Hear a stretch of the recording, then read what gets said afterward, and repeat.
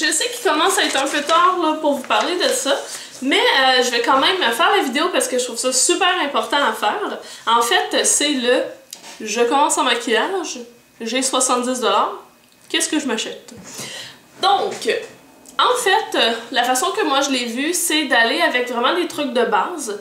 C'est sûr que ça va dépendre de vos préférences. Donc, quelqu'un qui va, par exemple, préférer un fond de teint versus de la poudre, ben, il faut adapter les choses et faire les choix en conséquence.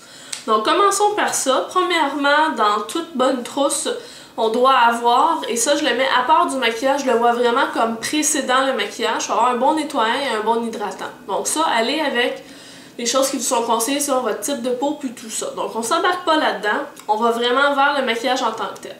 Une fois qu'on a eu notre peau qui est nettoyée, qui a eu un hydratant, c'est sûr que un truc intéressant, ce serait d'avoir un primer pour le visage. Cependant, comme on tente d'épargner un peu, de gratter là, dans les fonds de tiroir pour avoir du maquillage là, sans dépenser trop, on va aller directement avec un fond de teint. Et celui que j'aurais à vous conseiller, de 1 parce qu'il n'est pas dispendieux, de 2 parce que je l'ai déjà testé et j'ai trouvé que ça était bien allé, que ça s'était bien passé, et aussi parce qu'il a été recommandé, là, entre autres par Candy Johnson, c'est un de ses préférés, et elle utilise des choses comme Makeup Forever et tout ça d'habitude. Donc, c'est le True Match de L'Oréal. Il y a quand même une bonne fourchette de couleurs, et vous pouvez utiliser ça à la fois pour votre fond de teint, mais aussi pour votre cache-chaîne. Chose que moi je faisais avant. Donc j'en prenais un peu, je laissais comme sécher, donc devenir un peu plus épais sur mes deux doigts ici. Et ensuite je l'appliquais. Donc ça venait chercher une couvrance un peu plus grande parce que j'en mettais plus épais. Donc ça, je faisais ça vers la fin du secondaire parce que c'était moins dispendieux que de s'acheter du fond de teint. Ça, d'habitude, ça coûte autour de 12,99 $. Idéalement, toutes ces choses-là, si vous êtes capable de les attraper en spécial, bien, vous épargnez encore plus. Donc, c'est une super bonne chose. Ensuite de ça, pour le blush, je vous recommande ceux de CoverGirl. Ils sont habituellement autour de 7,99 $. Et il y a des très belles couleurs. Vous pouvez là aussi, c'est sûr, aller vers des marques comme par exemple Personnel puis tout ça qui ont aussi des très bons blushs. Pour les yeux, ça, je la mets de façon un peu séparée parce que ça rentre pas dans mon montant de 70, mais c'est une base qui est très bonne, qui coûte pas trop cher. Elle coûte, je pense, autour de 6,99 $. C'est la base de la marque Personnel pour les yeux. Très bonne tenue. Pour le prix, là, sérieusement, ça vaut vraiment beaucoup la peine d'y jeter un coup d'œil.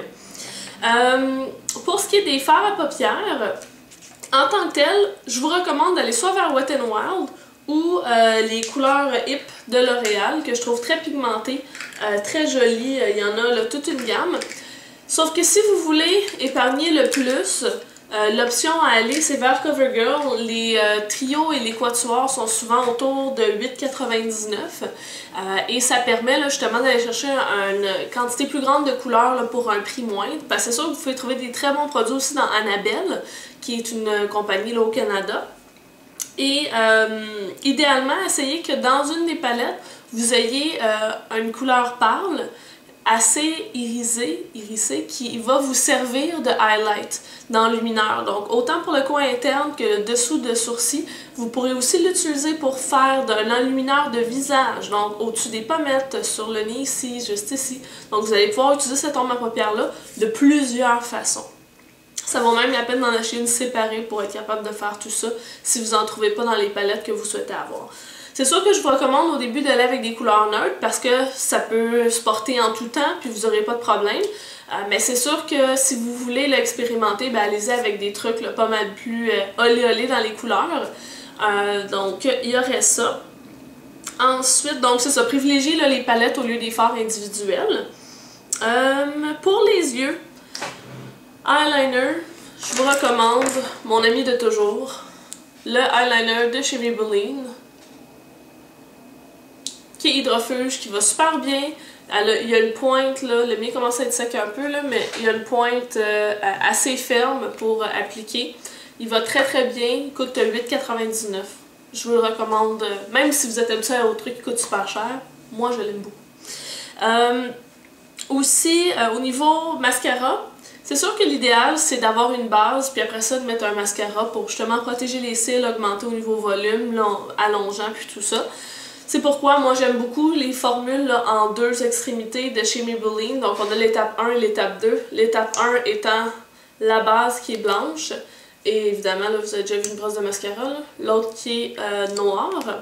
D'habitude, je prends le XXL Volume Pro. Là, j'essaie le XXL Extension. On va voir ce que ça va donner. Mais je suis jamais déçue. J'ai déjà essayé le Curl, j'ai déjà essayé le Waterproof, pas Waterproof. Je les aime beaucoup. J'essaie d'autres mascaras, c'est sûr. Il y en a d'autres qui top, mais c'est quand même vraiment mes préférés. Pour ce qui est du prix, si je ne l'ai pas dit, ça va entre... Des fois, on peut même le trouver à 4,99$, mais souvent, c'est plus autour de 6, 7, 8$. Pour les filles qui aiment porter du gloss, CoverGirl, 7,99$. Bonne qualité pour le prix au niveau gloss, ils sont pas trop collants. Bronzer, allez vers Rimmel. Rimmel fait des grandes palettes de bronzer à pas trop cher. Donc ça peut valoir la peine. Et finalement, pour les pinceaux, je vous recommande la marque EcoTools, que moi j'affectionne particulièrement. Je vous conseillerais d'acheter un pinceau biseauté, un pinceau rond, et vous pouvez acheter un pinceau poudre pour le visage. C'est sûr que si vous voulez appliquer du blush et la poudre pour le visage, ben à ce moment-là, c'est peut-être mieux d'en avoir deux pour justement les deux usages et de les nettoyer plus fréquemment.